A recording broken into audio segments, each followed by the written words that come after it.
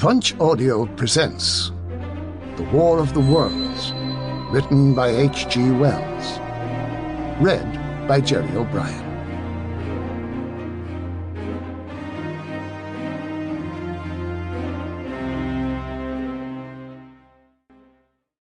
The War of the Worlds by H.G. Wells, 1898. But who shall dwell in these worlds if they be inhabited? Are we or they lords of the world? And how are all things made for man? Kepler, quoted in the Anatomy of Melancholy. Book 1.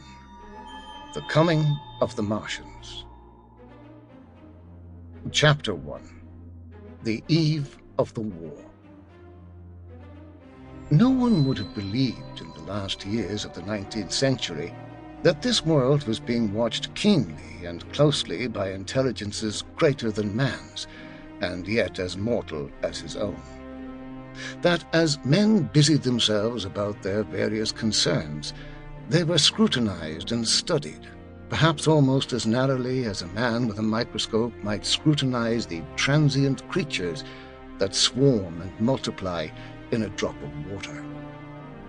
With infinite complacency, men went to and fro over this globe about their little affairs, serene in their assurance of their empire over matter.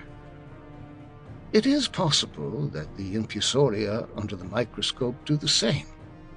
No one gave a thought to the older worlds of space as sources of human danger, or thought of them only to dismiss the idea of life upon them as impossible or improbable. It is curious to recall some of the mental habits of those departed days.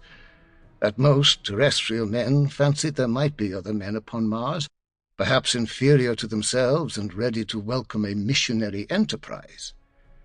Yet across the gulf of space, minds that are to our minds as ours are to those of the beasts that perish, intellects vast and cool and unsympathetic, regarded this earth with envious eyes, and slowly and surely drew their plans against us. And early in the 20th century came the Great Disillusionment. The planet Mars, I scarcely need remind the reader, revolves about the Sun at a mean distance of 140 million miles, and the light and heat it receives from the Sun is barely half of that received by this world. It must be, if the nebular hypothesis has any truth, older than our world, and long before this Earth ceased to be molten, life upon its surface must have begun its course.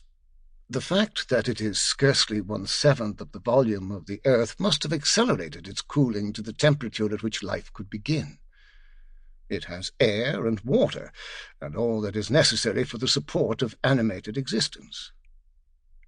Yet so vain is man, and so blinded by his vanity, that no writer, up to the very end of the 19th century, expressed any idea that intelligent life might have developed there far, or indeed at all, beyond its earthly level.